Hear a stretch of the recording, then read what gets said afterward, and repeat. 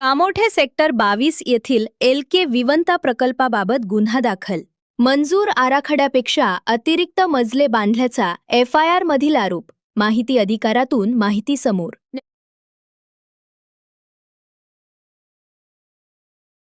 नमस्कार, आपण पाहत आहात 4K digital news channel.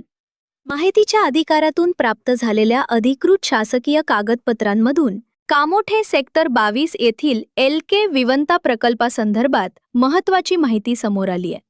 4K digital न्यूजचे संपादक गौरव जहागीरदार यांनी माहितीच्या अधिकाराखाली प्राप्त केलेल्या कागदपत्रांनुसार या प्रकरणी 9 फेब्रुवारी 2026 रोजी कामोठे पोलीस ठाण्यात फौजदारी गुन्हा दाखल करण्यात आलाय. FIR नुसार हा प्रकार कामोठे सेक्टर 22 मधील भूखंड क्रमांक 73 व 74 वरील LK विवंता प्रकल्पाशी संबंधित आहे. FIR मध्ये नमूद केल्याप्रमाणे पनवेल महानगरपालिकेनं संबंधित इमारतीस तळमजला अधिक 11 मजल्यांची बांधकाम परवानगी दिली होती.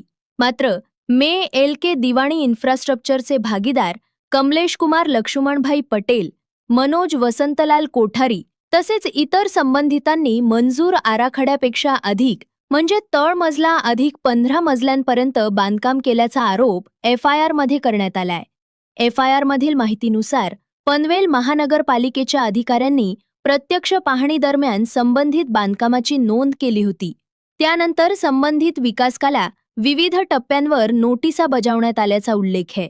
काम थांबवण्याच्या सूचनांबरोबरच महाराष्ट्र प्रादेशिक नियोजन व नगररचना अधिनियम MRTP ॲक्ट अंतर्गत कलम 52, 53, 54 आणि 55 अन्वये नोटिसा देण्यात आल्याचंही FIR मध्ये नमूद करण्यात आले आहे. तथापि आवश्यक कार्यवाही न झाल्याचा आरोप करत पनवेल महानगरपालिका प्रभाग क च्या सहाय्यक आयुक्त डॉ. रुपाली माने यांनी पनवेल महानगरपालिका प्रभाग क चे अधीक्षक श्री दशरथ भंडारी यांना पोलीस कारवाईचे आदेश दिले. त्यानुसार दशरथ भंडारी यांनी 9 फेब्रुवारी 2026 रोजी कामोठे पोलीस ठाण्यात अधिकृत तक्रार दाखल केली. त्यानुसार MRTP ॲक्टच्या कलम 52, 53, 54 आणि 55 अंतर्गत फौजदारी गुन्हा नोंदवण्यात आला असून पुढील तपास पोलीस यंत्रणेकडून सुरू असल्याचं कागदपत्रांत नमूद आहे. या घडामोडीनंतर प्रकल्पातील फ्लॅट खरेदीदारांमध्येही चिंता व्यक्त केली जात आहे.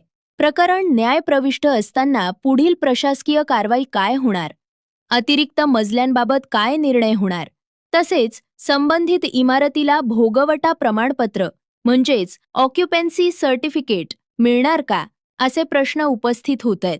दरम्यान या प्रकरणासंदर्भात 4K डिजिटल न्यूजनं संबंधित विकासकाकडे व्हॉट्सॲपद्वारे काही प्रश्न पाठवून त्यांची भूमिका जाणून घेण्याचा प्रयत्न केला. मेसेज पाहिला गेल्याचं दिसून आले. मात्र ही बातमी प्रसिद्ध होईपर्यंत संबंधित विकासकाकडून कोणतेही उत्तर प्राप्त झाले नव्हतं. संबंधितांची भूमिका प्राप्त झाल्यास तीही प्रसिद्ध करण्यात येईल. आता या प्रकरणातील पोलीस तपासात पुढे काय निष्पन्न होते आणि पनवेल महानगरपालिका पुढे कोणती प्रशासकीय कारवाई करते याकडे स्थानिक नागरिकांचं लक्ष लागले आहे.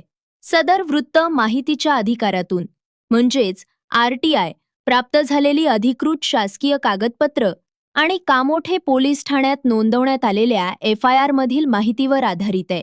FIR मधील आरोपांचा अंतिम निर्णय संबंधित न्यायालय अथवा सक्षम प्राधिकरणाकडून होणं बाकी आहे. संबंधित विकासकाची प्रतिक्रिया आल्यास जशी तशी प्रसिद्ध करण्यात येईल. धन्यवाद.